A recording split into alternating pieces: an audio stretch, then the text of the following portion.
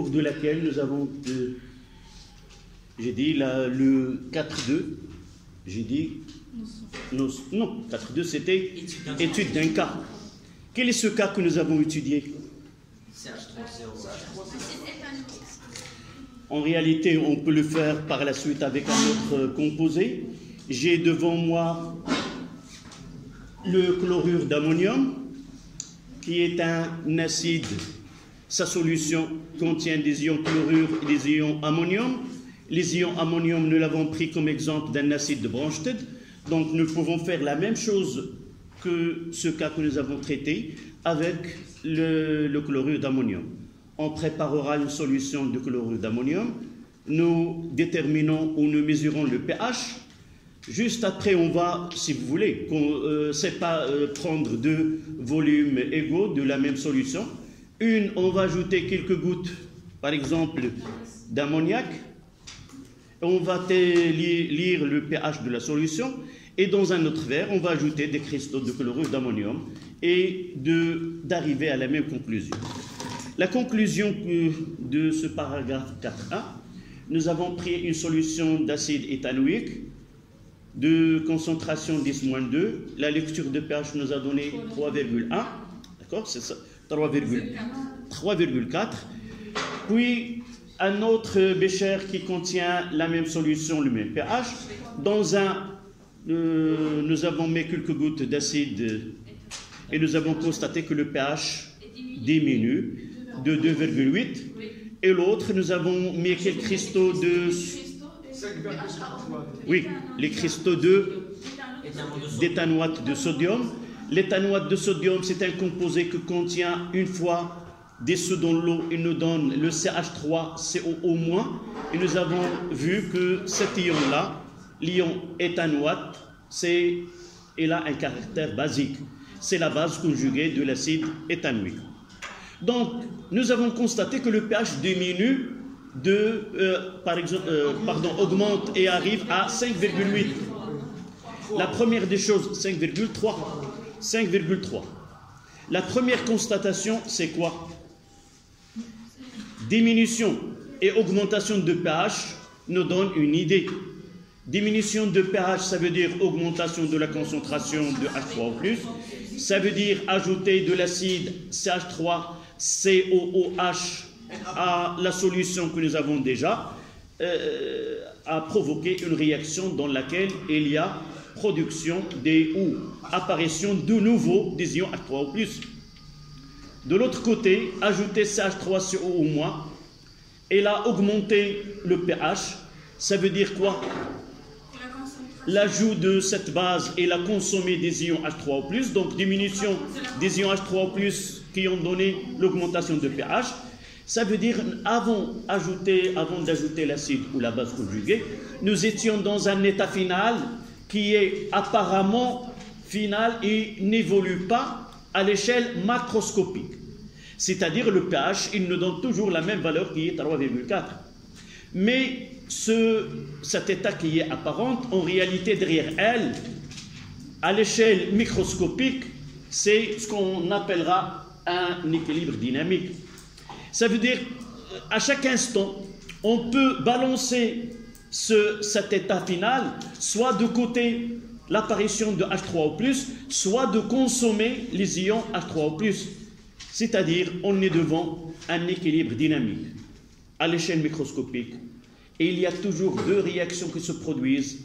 Les ions CH3COO- réagissent avec H3O+, pour redonner CH3COOH et l'eau. Et de l'autre côté, CH3COOH avec l'eau, il va nous donner CH3COO- plus H3O+. Comment, à votre avis, n'apparaît aucune modification de pH, même il y a ces deux réactions qui sont inverses, se produisent d'une façon continue. Comment peut-on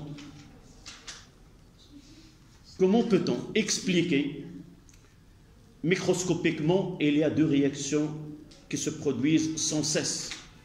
Ce sont deux réactions inverses, une dans le sens direct et l'autre dans le sens inverse. comment peut-on expliquer à l'échelle macroscopique que le pH toujours garde ce 3,4? Oui, comment se manifeste cet équilibre à l'échelle microscopique? Nous avons dit qu'il y a deux transformations, deux réactions qui sont inverses. L'une, elle produit des ions H3O+, et l'autre, elle consomme les ions H3O+. La seule explication qu'on peut donner, c'est que autant d'ions formés selon la transformation directe qui est 1, se consomment dans le sens inverse. Le bilan, c'est 0. Autant qu'ils se forment, qu'ils disparaissent, et à l'échelle macroscopique, rien ne se consomme. Et c'est pour cela qu'on parlera de l'équilibre dynamique. C'est-à-dire, il y a un équilibre, mais avec, on en parlera aussi en mécanique, il y a un équilibre statique, vous l'avez déjà étudié. C'est quoi un corps et un équilibre statique? Statique, c'est relatif à stable. Donc, un corps se met à 3 forces.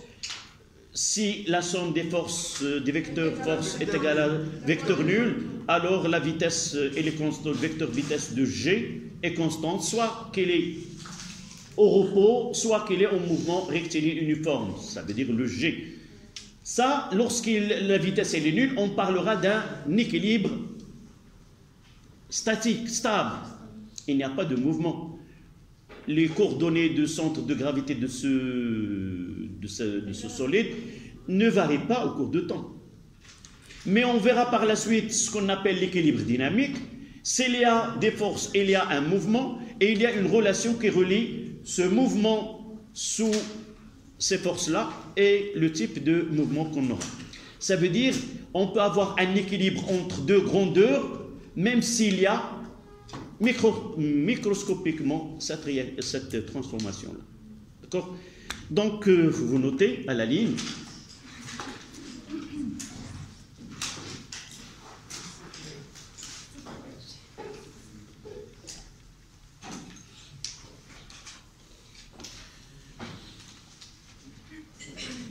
Les ions CH3COO-, les ions CH3COO- réagissent avec H3O+. Les ions CH3COO- réagissent avec les ions H3O+, ou les ions oxonium.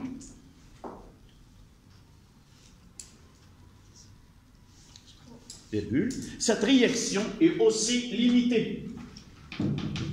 Cette réaction est aussi limitée.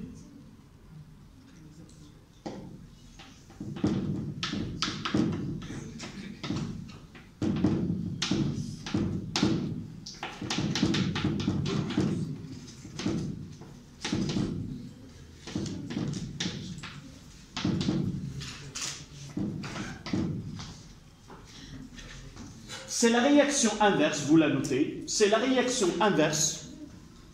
Là, on peut mettre celle-là, mais ici, limitée. On mettra une seule flèche, mais sur la flèche, on notera limité. À la ligne. C'est la réaction inverse. Oui, 2 points à la ligne, vous mettez cette équation. Oui. Non, à ce stade-là, on a dépassé comment qualifier une transformation limitée ou totale. On passe dans on traitera les transformations chimiques qui sont limitées. Ça se découle, ça se voit que, ou plutôt, sous-entendu, on est dans le cas où taux est inférieur à 1. D'accord? Donc, on ne discute pas dans ce cas-là quelle valeur va prendre taux. On est dans la situation où taux est inférieur à 1. Oui? Mais normalement, la réaction, elle est limitée, il y a 2 flèches, pas une seule. Non. Donc là, on va essayer de parler limité, soit qu'on mettra, si vous mettez une seule flèche, là on est d'édifier la conclusion de cette leçon, c'est-à-dire on parlera d'une réaction limitée, la réaction inverse qui est aussi limitée, où au lieu d'écrire deux équations indépendantes, on les mettra sur même écriture avec double flèche. D'accord? Comme si on est en train de bâtir, comment peut-on écrire à la fin de cette leçon? Toujours lorsqu'on parlera d'une transformation qui est limitée, on mettra deux flèches, flèches bidirectionnelles, l'une vers la droite et l'autre vers la gauche. Donc c'est la réaction inverse. C'est la réaction inverse de celle de l'acide acétique ou éthanoïque. C'est la réaction inverse de l'acide éthanoïque avec l'eau.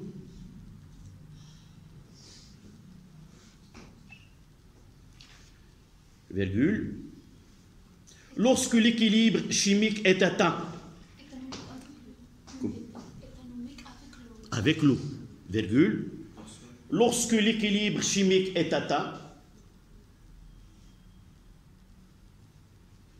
les quantités de matière des réactifs, l'équilibre chimique, donc lorsque l'équilibre chimique est atteint, virgule, les quantités de matière des réactifs et des produits ne varient pas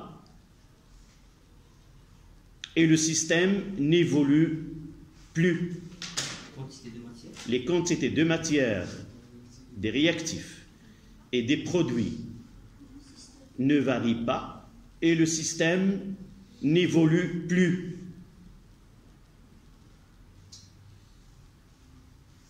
Point. C'est ce qu'on appelle un état d'équilibre dynamique. C'est ce qu'on appelle un état, je reprends la dernière phrase, les quantités de matière des réactifs et des produits ne varient pas et le système n'évolue plus,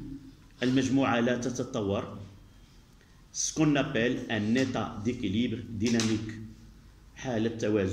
dynamique.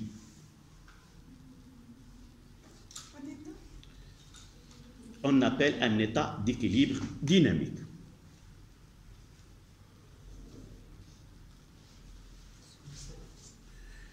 À la ligne, toute transformation chimique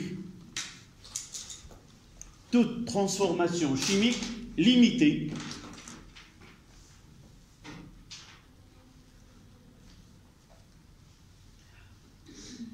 est modélisée par une équation chimique.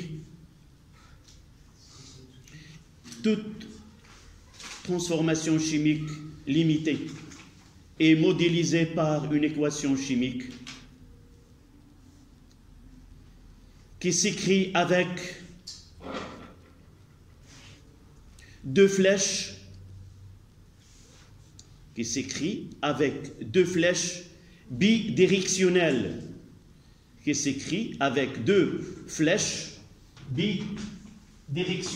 c'est-à-dire avec deux directions, bidirectionnelles.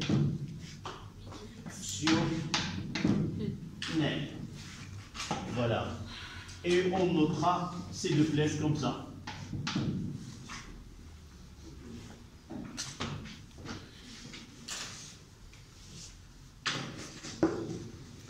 Dernière partie, c'est 3, 4.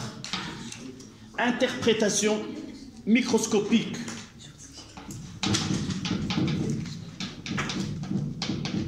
Interprétation microscopique de l'état, l'interprétation microscopique de l'équilibre chimique.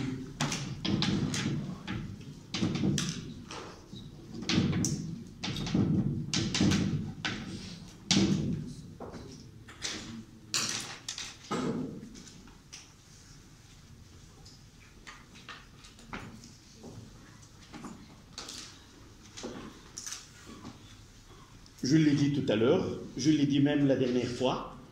Comment peut-on d'abord, en quoi consiste cette transformation chimique?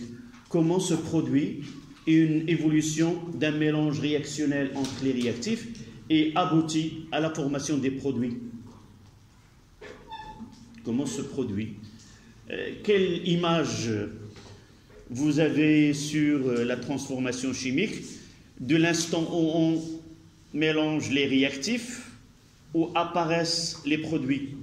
Comment se produit, comment se réalise sa transformation à l'échelle microscopique? Oui. Oui.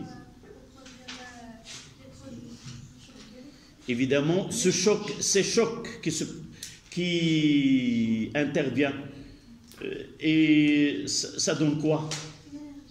De l'énergie, c'est très bien. D'abord, une transformation chimique, l'idée... Oui, ta question? On parlera de ceci. Donc, l'idée qu'avaient les chimistes, les premiers, avant Lavoisier, avant Berthelot. Berthelot, c'est le savant qui va le premier parler d'une transformation chimique limitée. Berthelot, oui. C'est un médecin chimiste français. Vous essayez de me corriger si cette information il est correcte ou non. Ce qui est correct, c'est qu'il a voyagé en Égypte, mais est-ce que dans un voyage qu'a réalisé Napoléon, il a fait un voyage à l'Égypte, on apprend avec lui des hommes, des politiciens, des scientifiques, معروفة رحلة ديال نابليون لمصر حملة eux les Arabes حملة نابليون في الحقيقة كان فيها سلاح وكان فيه donc essayez de me dire la prochaine fois, est-ce vraiment ce travail de Berthelot qui a constaté dans un lac de Natron, dans les déserts égyptiens, il a constaté un phénomène. Il a resté presque 6 mois, il a constaté dans ce lac que dans certaines périodes, il n'y a que de l'eau, et dans certaines périodes, il y a l'apparition d'un sel, c'est le bicarbonate de sodium. Uniquement en fonction du changement de la température, donc il a constaté que ce CaCO3, Ca de plus CO3 de moins, en réalité c'est en équilibre avec CaCO3 qui est solide. Et le passage à l'état ionique ou à l'état solide, elle est conditionnée par la température ou la présence, la quantité de l'eau dans cette lac. Et c'est pour la première fois, il a dit que les transformations, ce n'est pas une destruction de la matière, et il y a disparition. Vous connaissez sa phrase la plus connue, rien ne se forme, rien ne se crée, tout se transforme. Donc évidemment, cette idée-là, c'est que les réactions chimiques, je vais m'arrêter à cette transformation, personne n'a suivi Berthelot dans cette proposition, et l'idée de réaction limitée qui conduisent à l'équilibre chimique a été mise à l'écart. Après presque 15 ans, on va reprendre ces travaux-là par la suite. Donc, une transformation chimique, selon même Lavoisier, c'est un réarrangement, si vous voulez, de mélange réactionnel. Des liaisons qui se rompent et des liaisons qui se forment. Et le passage, pour rompre une liaison, il faut de l'énergie. Et pour la construire, il faut aussi de l'énergie. Dans certains cas, sa transformation, elle peut donner de l'énergie, c'est-à-dire une transformation qui est exoénergétique, ça veut dire exothermique, elle dégage de la chaleur et parfois il peut en consommer pour qu'il se réalise. Donc, pour apporter cette énergie, pour rompre une liaison, il suffit de augmenter ce qu'on appelle l'agitation thermique. Cette agitation thermique donne de l'énergie cinétique Et cette énergie cinétique, il est capable de réaliser des chocs. Ces chocs, soit qu'ils sont élastiques, ça veut dire là, il y a rebondissement des deux, soit qu'il y a un choc qui est mou, et à la suite de ce choc-là, il y a rupture des liaisons et formation d'une autre. Et à partir de là, on parle de ce qu'on appelle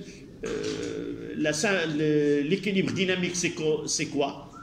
D'abord, il y a des chocs qui sont efficaces, c'est ceux qui réalisent le passage au produit, et il y a des chocs qui sont inefficaces, ne donnent rien.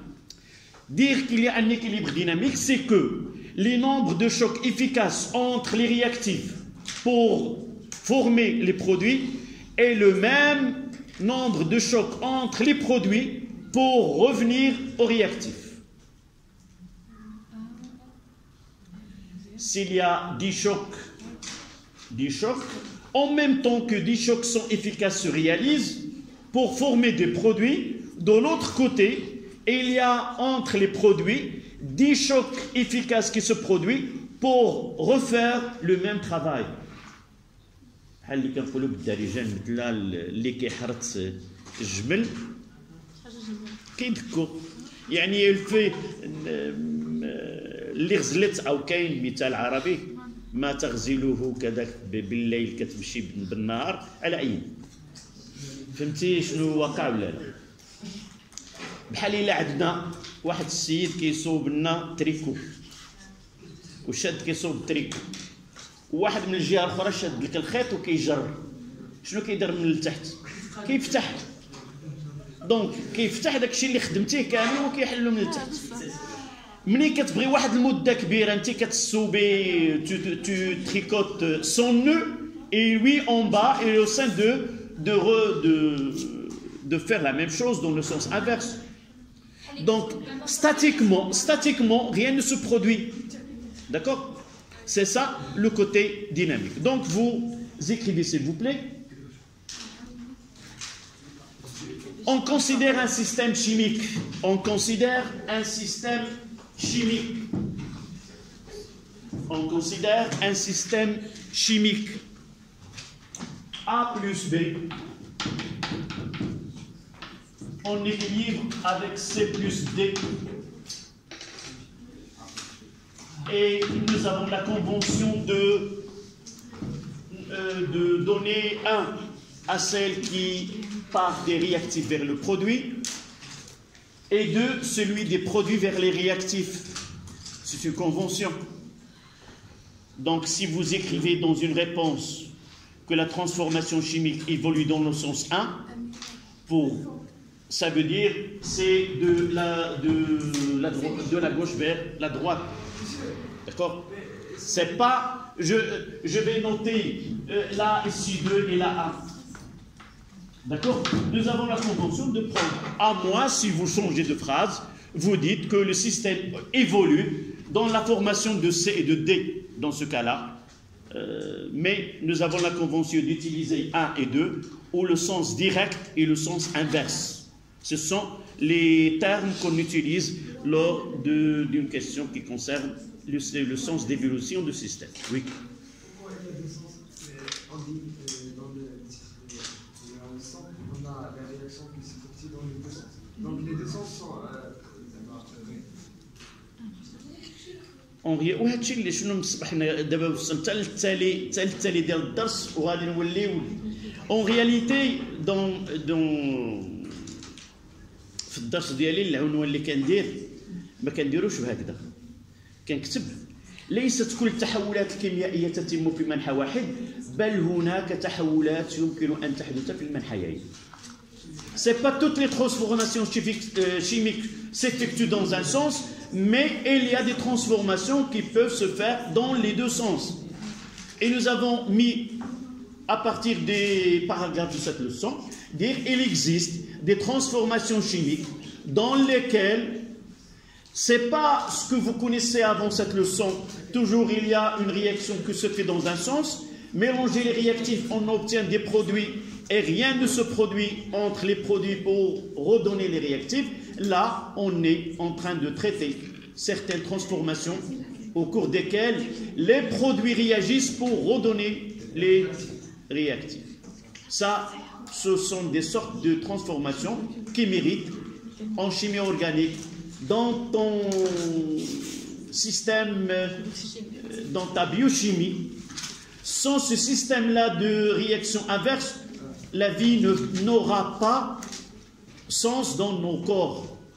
On parlera par la suite la loi d'équilibre chimique, mais il y a des biochimistes qui ont utilisé la loi de la vie. La loi de la vie, elle est aussi liée à la loi d'équilibre chimique. Ce qui se produit dans ton corps, toujours ce sont des équilibres chimiques. Écoute tout simplement le pH de ton sang. Elle doit être au voisinage de 7,1. Toute variation loin de cette valeur-là entraînera la mort. 7,1, 7,2 au voisinage de. Et ton corps, il est en train toute la journée de combattre la variation de cette pH pour te mettre en vie. Tu bois des boissons qui sont acides ou quoi qu'il soit. Et lui, il garde cet équilibre-là avec un pH de 7,2. C'est ça l'équilibre de la vie. Tu vois? Même au niveau de nos cerveaux, il y a d'autres phénomènes. Peut-être vous étudiez la biochimie en SVT. Comment les enzymes. Un enzyme pour travailler, elle travaille dans un équilibre donné, pour équilibrer. Donc l'équilibre, ce n'est pas sur l'acide éthanoïque et autres, mais dans nos corps, dans notre biochimie. Donc revenons. Peut-être vous allez trouver, mais en arabe, je peux le mettre en français, cet équilibre de la vie et équilibre chimique qui a été traité par des savants. Donc vous notez, à l'instant, à l'état initial,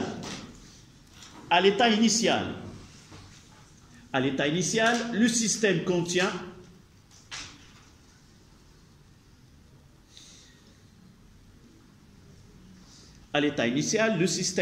les espèces A et B,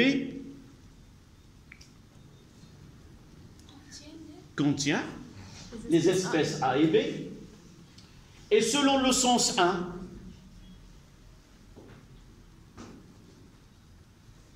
avec une vitesse V1, et selon le sens 1, avec une vitesse V1,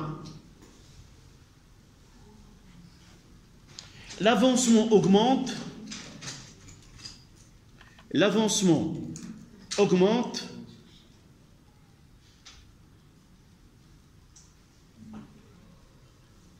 avec diminution de N de A et N de B, avec diminution de la quantité de matière de A et la quantité de matière de B,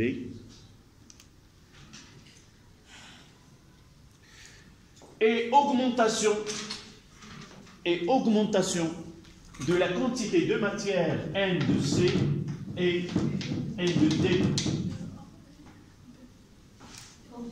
Et augmentation N de C, la quantité de matière de C et la quantité de matière de D. Point à la ligne.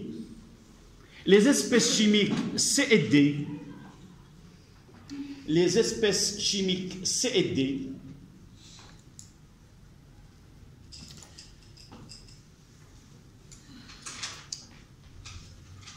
apparaissent et la réaction se produit dans le sens de.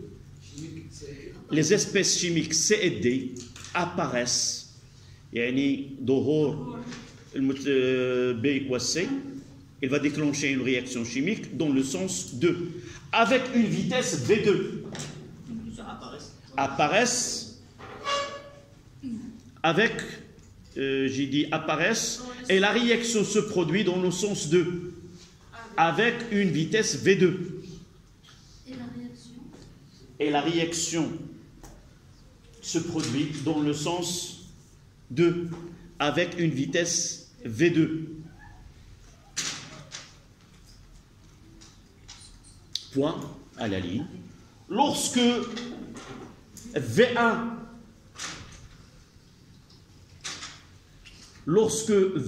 et V2 s'égalisent, lorsque V1 et V2 s'égalisent, soit qu'on utilise le verbe égaliser, c'est-à-dire même valeur. Si vous s'égalise, non, uniquement tu n'as pas égalisé quelqu'un, c'est avoir les mêmes valeurs, même niveau. C'est pas grave, tu peux la changer par d'autres phrases habituelles. S'égalise, le système n'évolue plus. Le système n'évolue plus. Le système n'évolue plus. 2 points. Le nombre de chocs efficaces n'évolue plus. 2 points. Le nombre de chocs efficaces entre les réactifs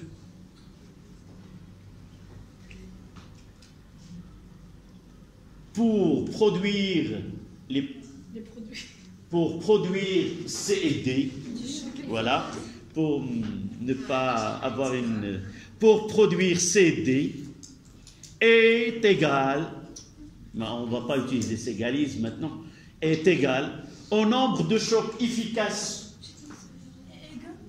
est égal au nombre de chocs efficaces entre les produits.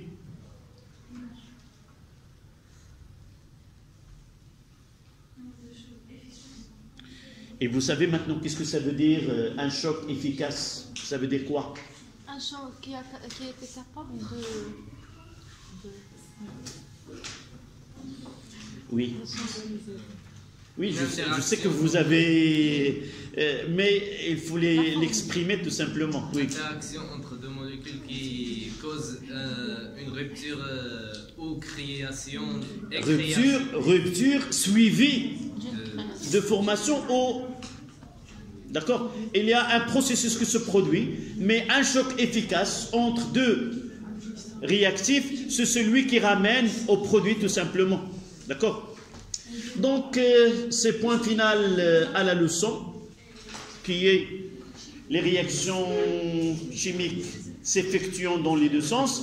On enchaîne directement avec la leçon qui est équilibre chimique. Oui. Directement, sans quelle physique. شوف احنا دايرين في l'équilibre.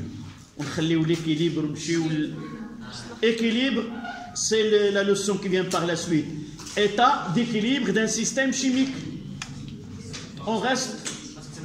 Oui, oui. On ne sortira pas de l'équilibre. On gardera le même bain avec même température. État d'équilibre d'un système chimique.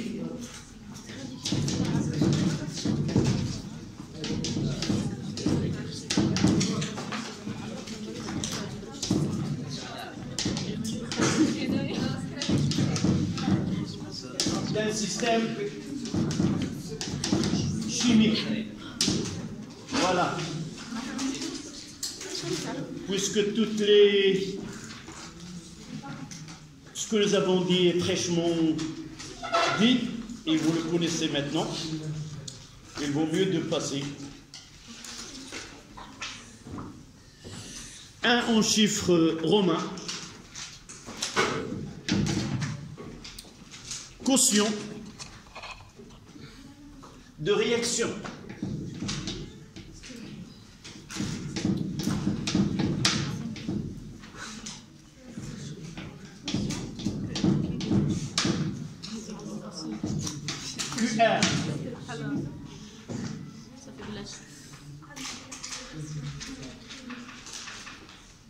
En arabe, un quotient kharij al-tafa'ul. Quotient. Comment? Non, quotient, quotient, c'est un terme mathématique.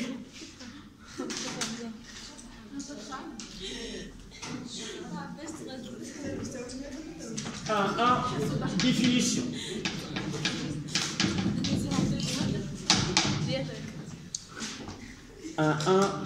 Définition.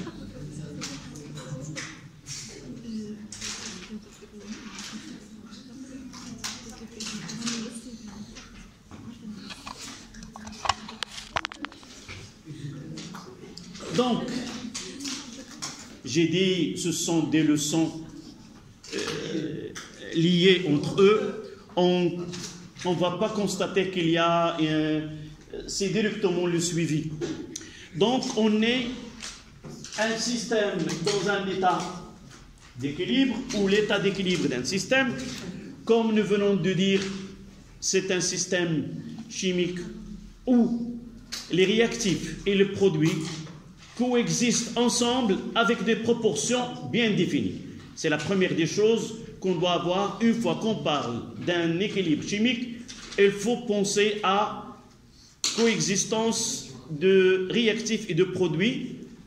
Dans le cas d'une réaction qui est totale, soit que les réactifs s'épuisent totalement ou les réactifs limitants.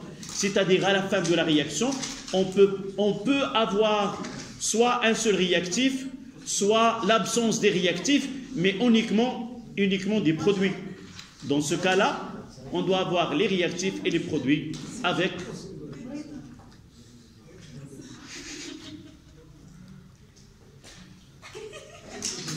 كوني اللي مريضة ما حضرش معانا الله يشفيها ويعيش عليها وبلغوها نعم دعوات بالشفاء صافي آمين. Donc, revenons un peu d'histoire. J'ai dit que cet équilibre chimique a été mentionné pour la première fois par Berthelot. Il vient par la suite Berthelot. Il vient d'autres savants, mais deux Danois isolés dans le nord de la planète. Il n'y avait pas des moyens de communication entre les savants dans cette période-là. C'est en 1864. Ce sont deux savants,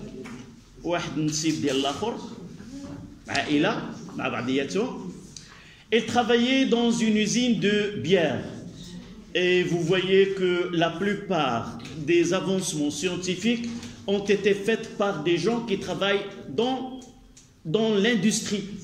Ce n'est pas dans un bureau ou dans une chambre qu'on arrive à généralement évoluer les choses. Ces deux savants, ils voulaient améliorer la production de cette usine.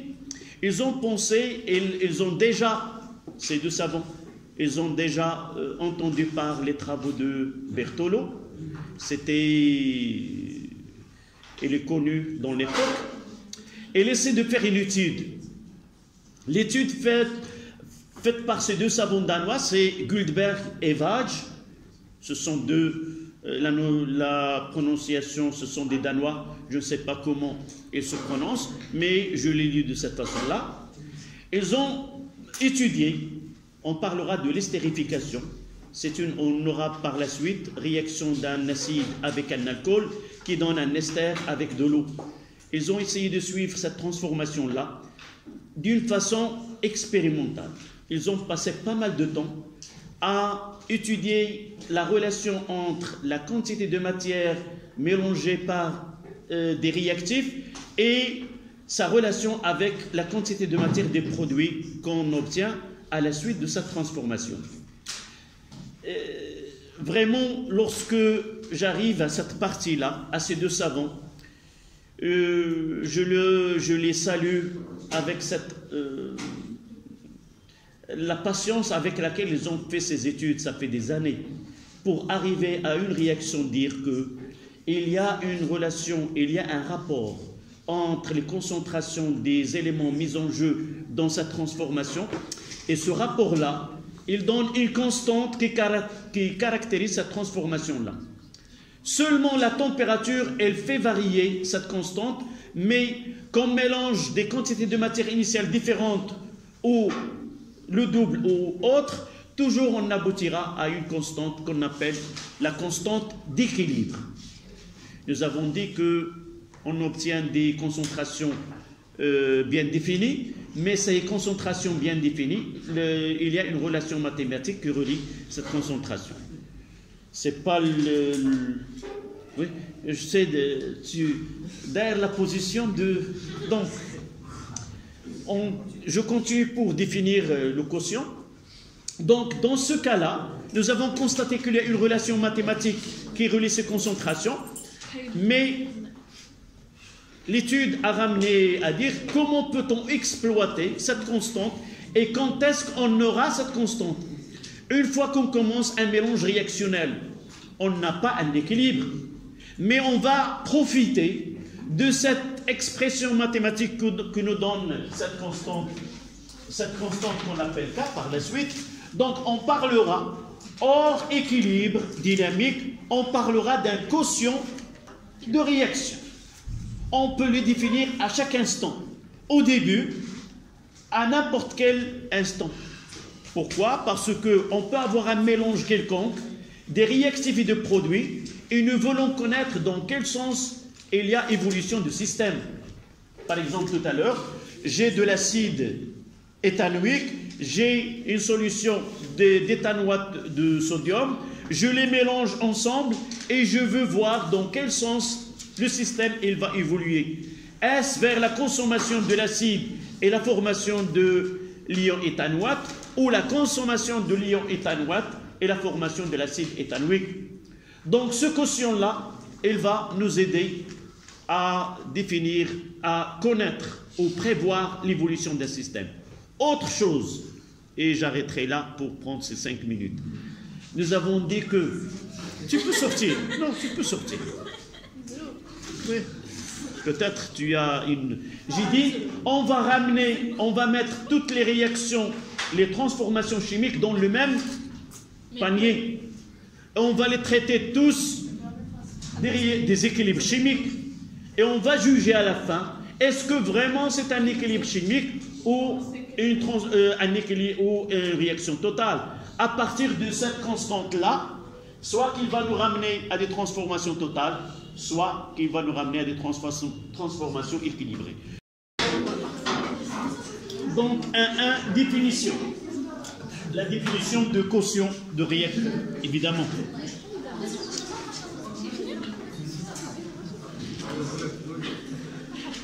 À la ligne, s'il vous plaît.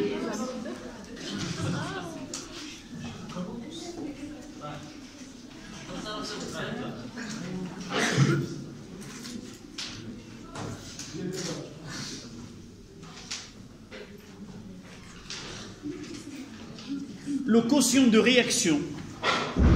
Le quotient de réaction est une grandeur. Le quotient de réaction est une grandeur, rien que tu la laisses, est une grandeur qui caractérise un système chimique. Le quotient de réaction est une grandeur qui caractérise un système chimique dans un état donné. Point. Dans un état donné. Lorsqu'on parle de tableau d'avancement, il y a l'état initial, l'état à un instant T quelconque, à l'état final, ainsi de suite. Donc, dans un état donné précis. On vous demande de déterminer le quotient de réaction initial ou à l'instant T quelconque. D'accord? Point. Sa valeur au cours de la réaction. c'est le plus important. Sa valeur au cours de la réaction nous renseigne sa valeur au cours de la réaction, nous renseigne sur l'évolution,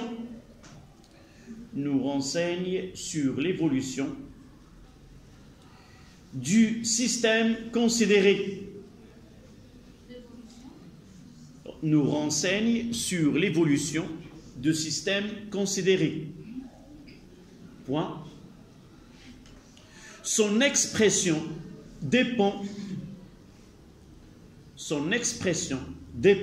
de la nature du système. Dépend de la nature du système.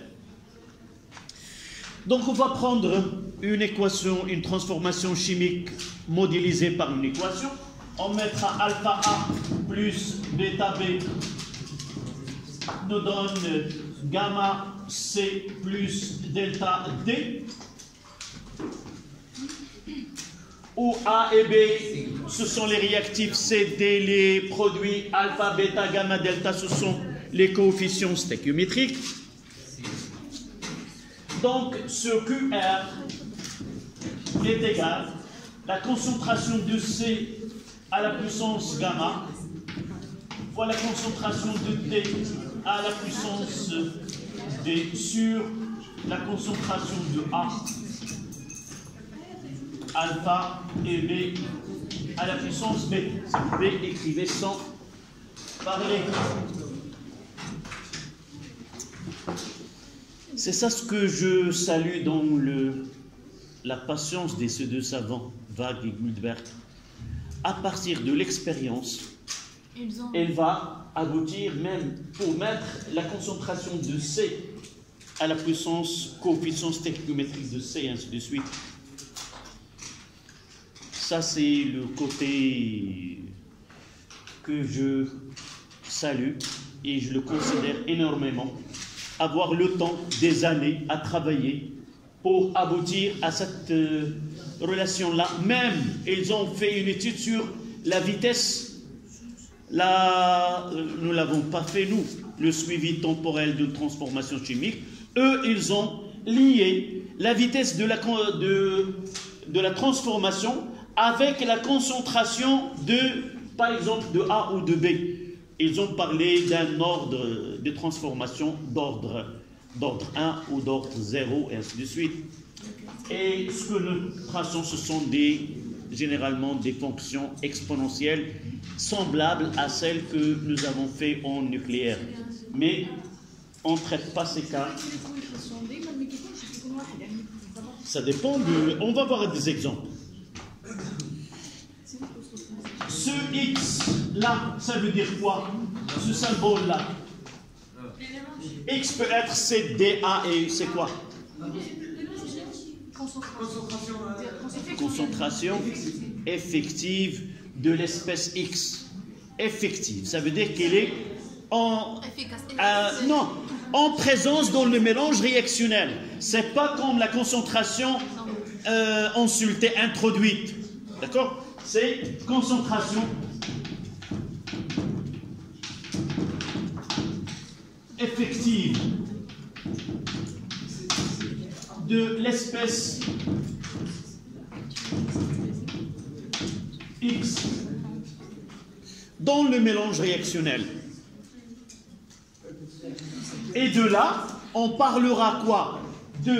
Lorsqu'on mettra la I, ça veut dire quoi?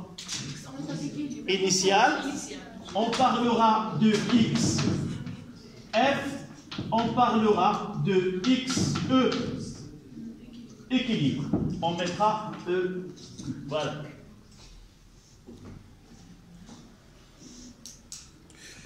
Lorsqu'on fait rien, là, la concentration efficace de l'espèce à un temps donné, quelconque. À un temps quelconque.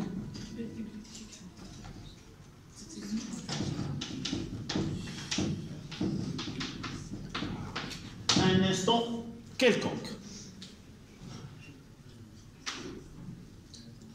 Initial, final, équilibre.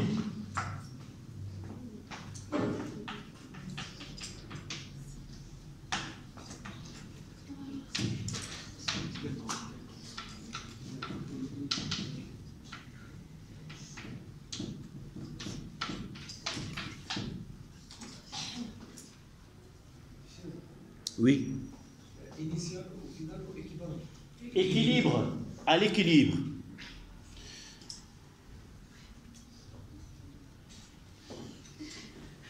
Une petite remarque pour cette grandeur-là, c'est une grandeur adimensionnelle, c'est-à-dire il n'a pas d'unité, sans dimension.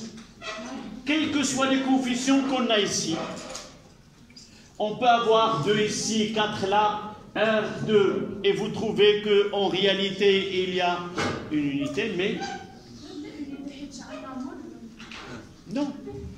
Je peux avoir ici un coefficient 2, ici un coefficient 2, ici 1, ici 1.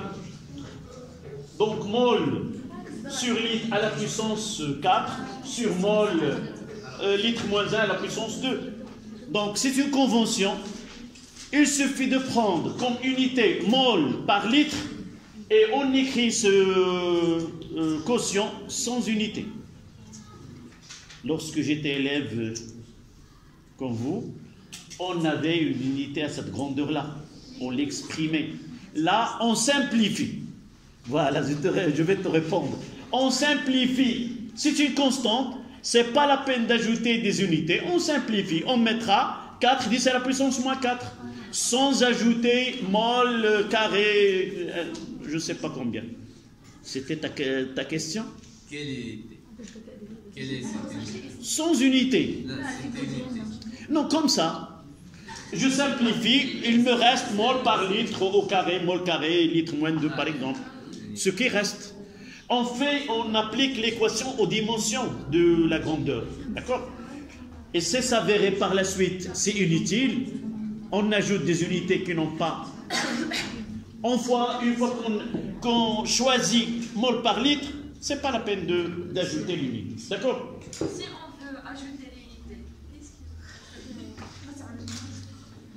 la science évolue dans le sens de la simplification. N'oublie pas que ce que tu étudies là, ce sont des théories qui sont simplifiées, ou même les notions que nous traitons, ce sont idéalisées, si vous voulez. Ce n'est pas la réalité. La réalité, c'est autre chose. Inch'Allah, dans vos études supérieures, lorsque tu seras chercheur, tu verras la réalité des choses comment il est. Maintenant, on fait des notions, des théories qui sont simplifiées. Vous voyez qu'on a pris la théorie de Bronsted, la plus simple. Mais il y a d'autres théories de Lewis et de Arrhenius. C'est pas facile de les traiter à l'échelle le secondaire qualifiant. D'accord? Donc, avec le temps, avec l'évolution des connaissances, tu serais, Inch'Allah, capable de traiter des cas qui sont très complexes. Donc, à la ligne, vous mettez QR est sans unité. QR est sans unité. QR est sans unité à condition que les concentrations s'expriment en mol litre moins 1. Si vous pouvez vous répéter. QR est sans unité. À condition que les concentrations sont exprimées en mol par litre.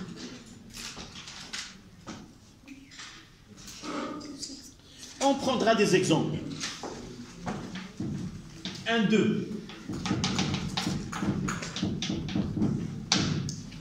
Des exemples.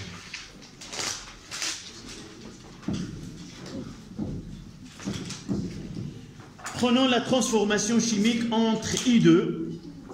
Voilà, I2. Oui, bien. I2 à que plus S2 O3 2 moins 2 ici et avec ça donne 2 I moins à que plus S4 O6 nous l'avons déjà S4 O6 2 moins.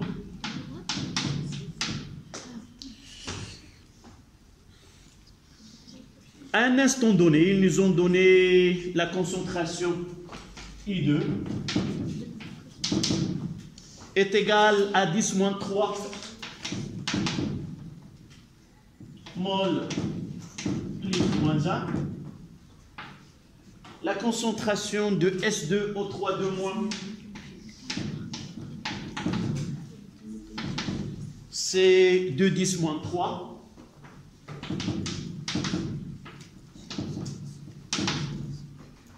La concentration de I-, à cet instant, c'est 5,10 moins 2. Mol 8 moins 1. Et finalement, la concentration de S4 O6 2-, c'est 2,10 moins 4. Mol 8 moins 1. La question, l'unique question, c'est calculer le quotient de réaction de cette transformation.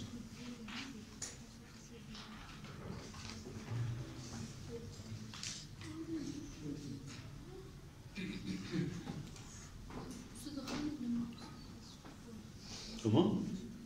Tu peux passer, oui. Là. Là c'est 10 moins 3, là 5, 10 moins 2, 2, 10 moins 3, et là c'est 4, 10 moins 4, 2, 10 moins 4. Oui. D'abord, il faut, j'ai pas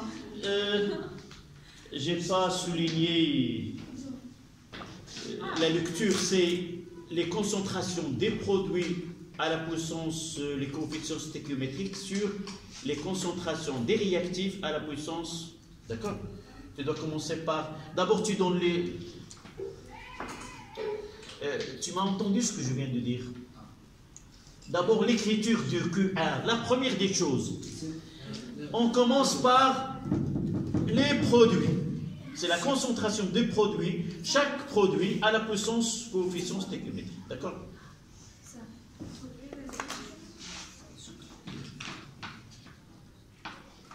Voilà, la puissance 2 fois la concentration de S4O6 2- à la puissance 1. Oui. Mais tu mets ce moins là sur la concentration de I2.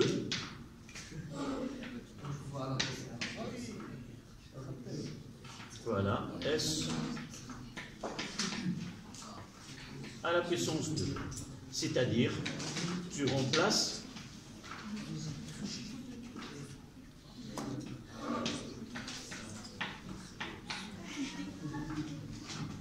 entre parenthèses, c'est mieux, au carré, fois 2,10 moins 4 sur 10 moins 3 fois le tout au carré.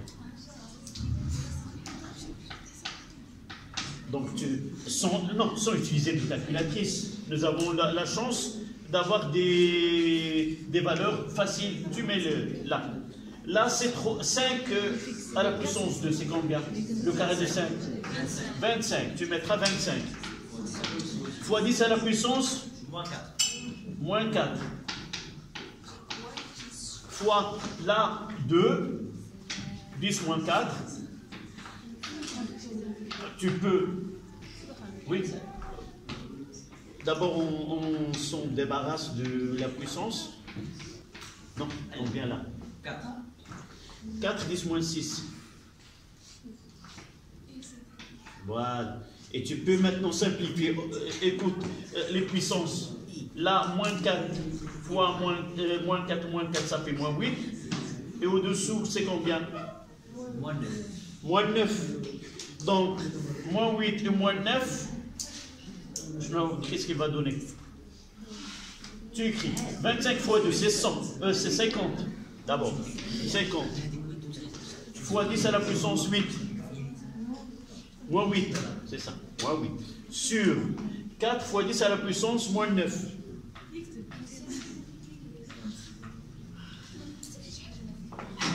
fait passer là, ça donne 10 à la puissance 9, ça nous donne un 10, c'est 500 sur 4. Il ne reste que 10. C'est 500 sur 4, c'est 125. 125. Mais avec une calculatrice, vous savez que certains baccalauréats français n'autorisent pas la calculatrice. Oui, c'est interdit d'utiliser les calculatrices lorsque des calculs comme ça. C'est pas en sciences maths. En France, certains baccalauréats n'autorisent pas l'utilisation. Cela n'a pas de sens. Si. Merci. C'est 125 peut-être. 125, j'ai dit. Est-ce que vous avez vérifié? Attends, monsieur Bad. 125? Oui. D'accord.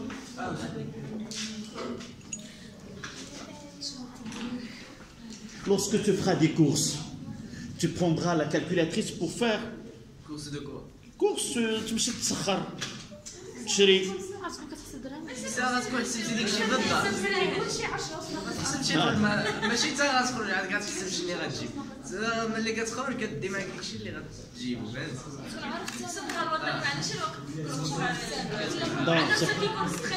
Ça uniquement en discussion, mais il faut habituer à l'exemple 2 s'il vous plaît.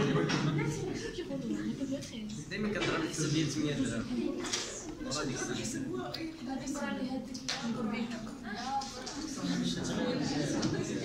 Ça c'est exemple 1. S'il vous plaît. Ça c'était l'exemple 1.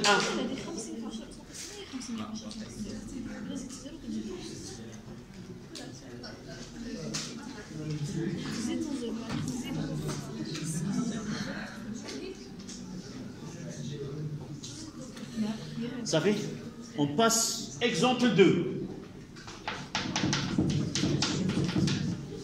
On prendra CH3 COOH plus H2O nous donne CH3 COO- plus H3O plus. S'il vous plaît.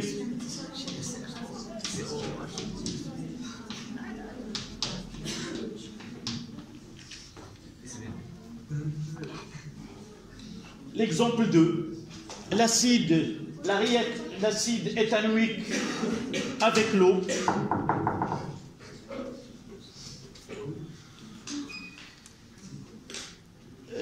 Dans cet exemple, c'était un exemple idéal. Et vous voyez que les espèces qui interviennent dans cette transformation apparaissent tous dans QR. Dans ce cas-là, l'exemple 2, on est affronté à un réactif, pas comme les autres, et là un double rôle. Quel est le rôle? L'eau, un réactif, en plus du réactif, il est...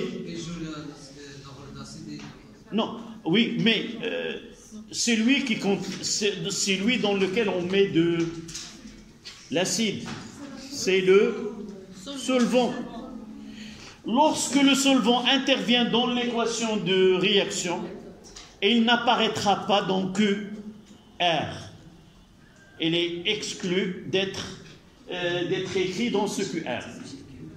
Tout simplement pourquoi? Parce que la concentration de l'eau, elle est connue à l'avance. Elle est constante. Et en réalité, ajouter ou ne pas l'ajouter, en réalité, ça ne change en rien dans le global.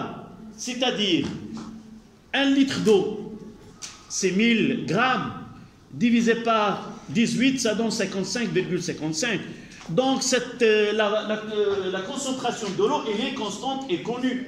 Donc, on l'exclut dans l'écriture et par la suite, on écrira QR est égal à la concentration de CH3CO- fois la concentration de H3O+, sur la concentration de l'acide. Uniquement.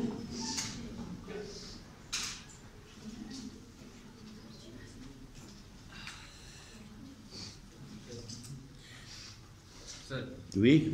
هذاك الطابلو دافونسمون غنجبروا بلي هادو كيتساوي ديك الساعه نعدلو هذيك ديال الاش 3 او بلس او كاري. D'abord, tu vises loin. بصح الحق الاخير. Nous avons tous les ingrédients pour traiter au minimum de temps QR. Ça veut dire on peut remplacer par le pH. Nous avons les mêmes avec le pH, avec taux. C'est ça ce qu'on va faire par la suite dans le paragraphe suivant. D'accord?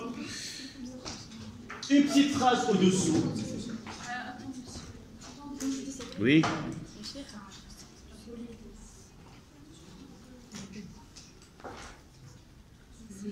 D'une façon générale, au-dessous de cet exemple, d'une façon générale,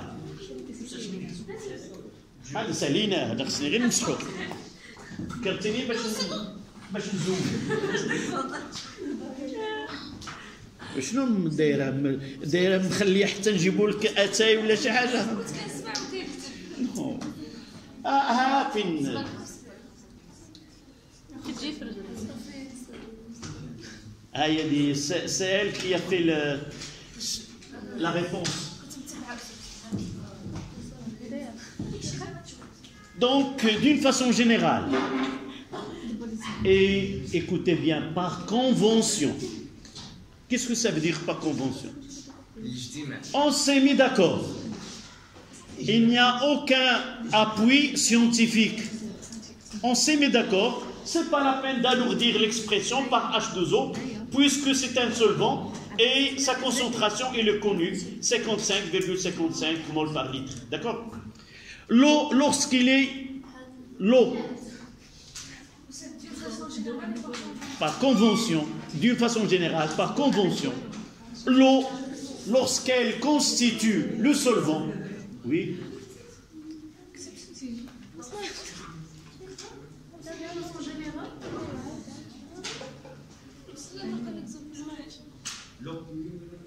On est à l'exemple 2. L'équation QR. On va mettre une phrase qui justifie pourquoi on n'a pas introduit la concentration de l'eau. Dans les exercices qui suivent, par la suite, si vous trouvez dans une équation l'eau et il joue le rôle d'un solvant, comment tu peux connaître dans un exercice que l'eau joue le rôle d'un solvant?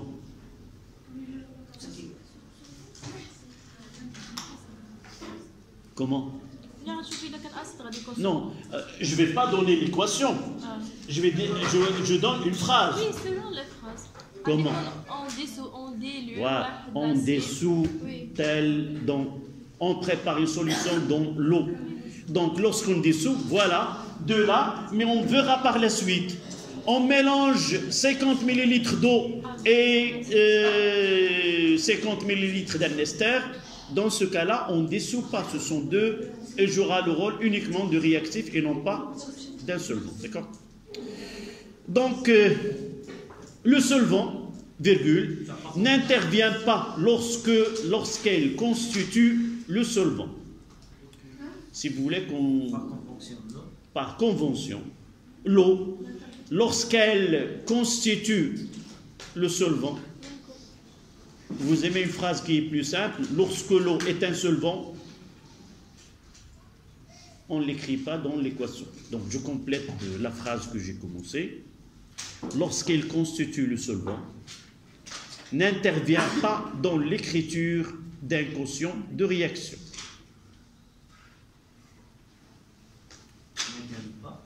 N'intervient pas dans l'écriture d'un quotient de réaction. Même s'il apparaît dans l'équation de réaction, n'intervient pas dans l'écriture du quotient de réaction, même si elle figure dans l'équation de réaction. Je donnerai un exemple où l'eau n'apparaît pas. D'accord? Par exemple, NaOH, s'il vous plaît. Dans l'eau, on fera Na plus A que plus H au moins A que. s'il vous plaît. Là, une dissolution dans l'eau, mais elle n'apparaît pas dans l'équation. L'autre, c'est HCl plus H2O, nous donne H3O plus Cl-. Là, il apparaît, et même s'il apparaît, on ne va pas l'écrire dans l'équation parce qu'il joue le rôle de solvant. Et comme on vient de dire tout à l'heure, ça veut dire on dissout dans l'eau. Lorsqu'on trouve cette phrase, ça veut dire il joue le rôle d'un. Exemple 3.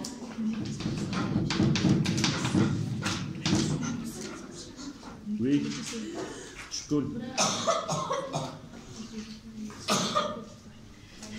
Exemple 3.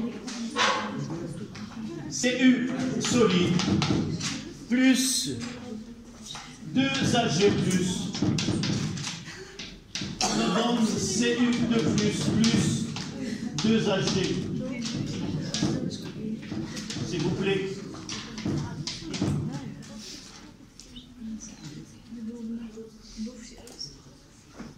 Exemple 3. Oui. D'abord la règle. Écrire l'équation, ça veut dire que si tu sais de suivre les exemples, le premier, elle était n'importe lequel passera à partir de la définition, elle va répondre, mais les exemples qui se suivent, il faut avoir une règle. Quelle est la règle que tu... Là, tu vas l'écrire tel que nous avons défini. Non, j'ai pas donné les règles au départ. Si j'avais donné les règles au départ, tu peux écrire QR sans erreur. Ce qui me ramène à dicter les règles, c'est que là, nous avons le cas exceptionnel, c'est l'eau comme solvant. Dans ce cas-là, nous avons un solide. Lorsqu'un solide apparaît dans l'équation de la réaction, on lui donne 1 comme coefficient de cette réaction et on ne l'écrit pas. Tu as compris la règle? Tu peux passer maintenant. Viens, on discutera ici.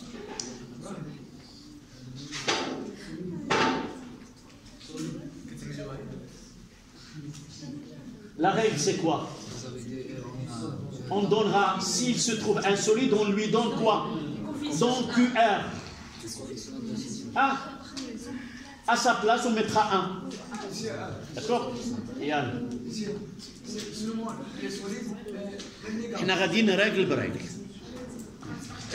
On ne traitera pas le cas des gaz. Non, dans notre programme, ce sont les réactions acide-base. D'accord? On dissout. D'accord? Mais si tu veux discuter le cas des gaz, il y a une constante qui est spéciale pour les gaz. Là, en réalité, on l'appelle KC. D'accord? C'est une concentration relative à la concentration effective. Si nous traitons des gaz, on va définir une autre constante qu'on appelle Kp, relative aux pressions. D'accord? Là, on travaille dans les solutions. Donc, non. Là, d'abord, tu commences par là. Là, tu as mis le coefficient, c'est 1. Là, c'est un solide, c'est combien? 1. Tu mettras 1.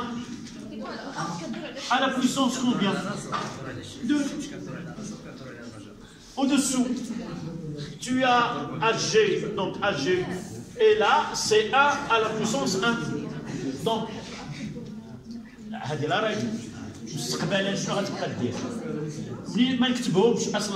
c'est pas la peine de les écrire. Je mettrai dans ma mémoire un 3 sur les corps qui sont solides. D'accord? Merci. Donc, voilà.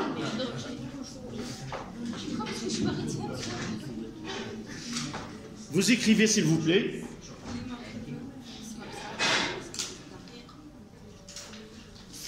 Oui. كتشمي شي ريحة. هو مشدود.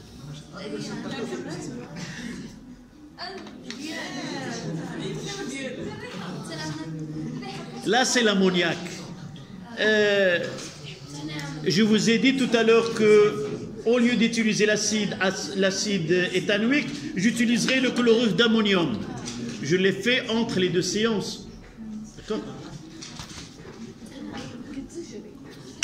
C'est préparer des solutions, soit ajouter le chlorure d'ammonium, soit ajouter l'ammoniac. C'est là, ce sont les solutions qui se trouvent là.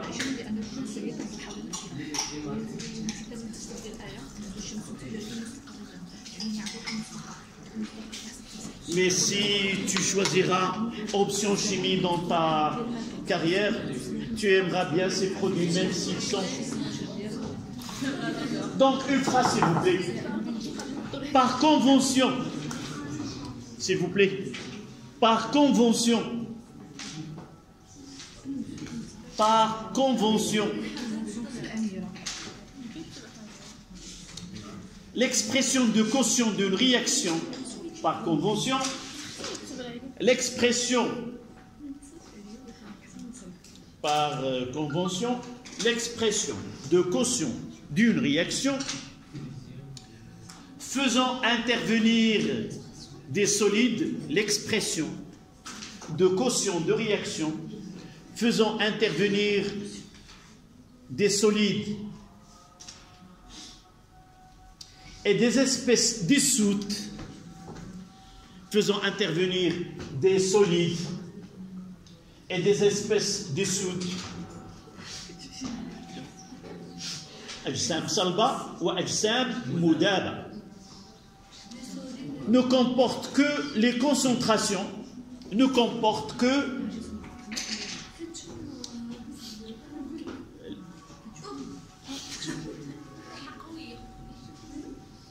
ben c'est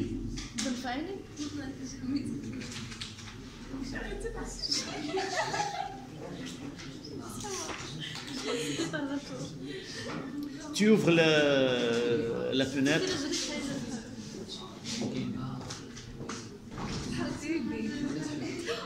On fait un petit courant d'air dans la salle. Ça, j'ai où?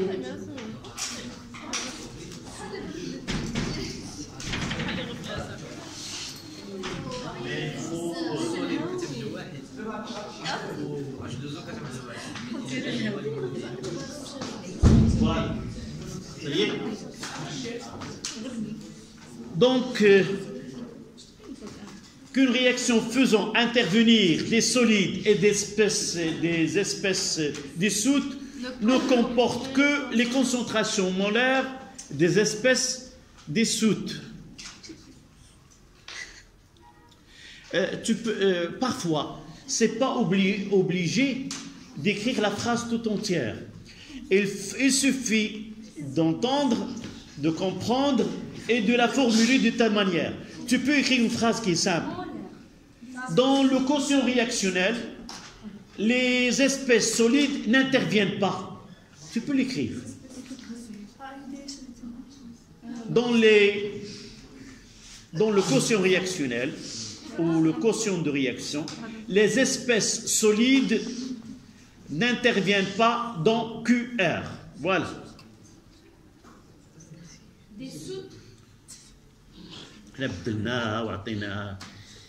Dépend que de la concentration des espèces dissoutes. Regardez cet exemple-là.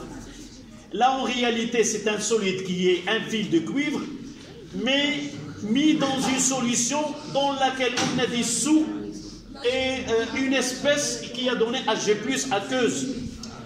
Nous avons comme produit Ce2+ et qui est solide. Donc ces deux espèces solides n'interviennent pas, même je ne l'écris pas, je les ignore. Et je prends en considération que les espèces dissous.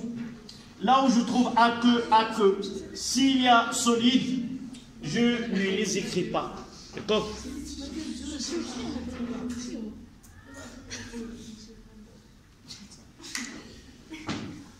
Donc ce sont les règles qu'on doit...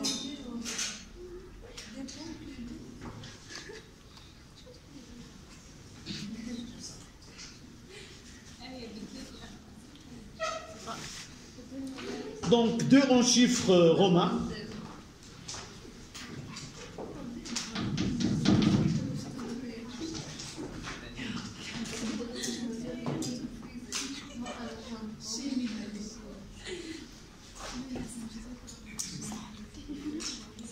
Avant, s'il vous plaît, vous mettez un remarque. Remarque. Avant de mettre 2 en chiffres romains, remarque.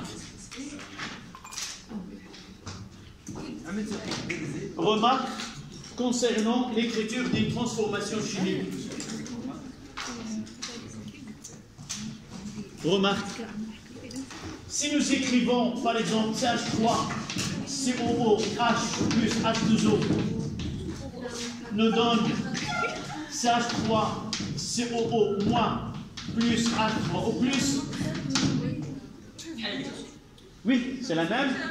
Là, il aura QR. Et si nous écrivons CH3, COO moins plus H3O plus, on aura ici CH3, COOH plus H2O. La question c'est quelle relation entre là c'est Q'(R). Quelle est la relation entre QR et Q'? Oui. À l'état de l'équivalence, QR égale Q'. Il vaut mieux de dire c'est exact. C'est l'inverse. Il suffit de les écrire. QR est égal à la concentration de CH3COO moins la concentration de H3O plus sur, s'il vous plaît, et QR, ça sera la concentration de CH3COOH fois la concentration fois 1 kg sur la concentration de CH3COO moins fois la concentration de H3O plus. Si nous faisons Q fois QR, Q' est égal à 1. Si nous faisons QR fois R' est égal à 1. ماشي غادي يجمعوهم. حيت اللي مشى رجع. مشى رجع. هذه العلاقة هذه, s'il vous plaît, on va la voir par la suite. Dans nos études, non, cette année, quelques semaines, on donnera une transformation chimique. J'ai dit tout à l'heure au début que ce quotient de réaction nous permet de connaître quoi? C'est le paragraphe 2. C'est prévoir l'évolution du système. D'accord?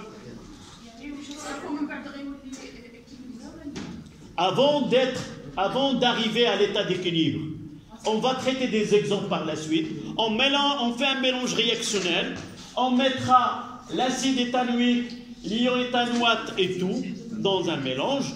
Et on vous demande de calculer le quotient de réaction initiale à l'instant t est égal à 0. Et on vous pose la question, connaissant une constante qui est la constante d'équilibre, prévoir dans quel sens elle va se produire cette transformation. Et à partir de là, lorsqu'on va dire que la transformation s'effectue dans le sens 2, on ne va pas écrire l'équation comme ça et la flèche dans ce sens-là. Qu'est-ce qu'on va l'écrire? Dans le sens comme ça. Et on doit changer Q par Q'. D'accord? C'est pour cela, il faut faire attention. La façon avec laquelle on écrit le quotient de réaction, on peut avoir l'inverse. D'accord? On verra ceci par la suite. Oui, ça c'est la remarque, c'est important dans la suite.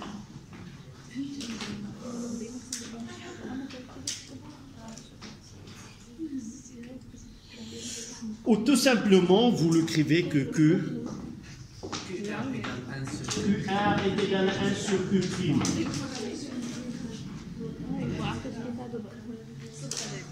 Le quotient, la phrase, la bachouia.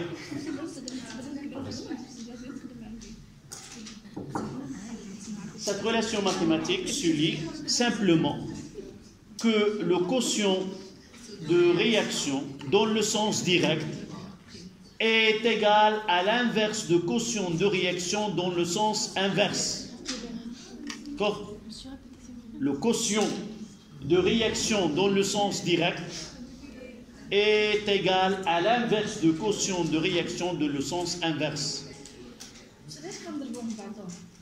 كيفاش تجينا هذاك واحد واش يجي واحد على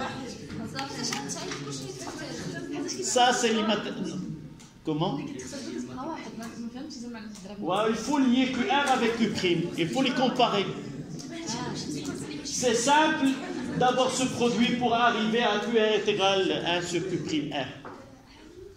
Ça fait Monsieur, on fait ça juste pour montrer que si on inverse la oui. équation, donc c'est pas la même chose. Ça veut dire que prochainement, lors d'une réaction de transformation, il faut d'abord cette constante dans quel contexte a été écrite et comment on doit la changer. Donc si je change l'écriture, je suis obligé de changer, de prendre l'inverse de la valeur. D'accord? C'est pas en écrivant celle-là ou celle-là toujours on a la même expression. C'est ça ce que ça veut dire. Donc on gardera. On va essayer, pour profiter le maximum, cette partie-là, on le verra la semaine prochaine sous forme d'exercice. غادي نصحوا ذاك الزميتو وغادي نديروا معاه النووي. Le plus important c'est masse et noyau, masse et énergie. D'accord?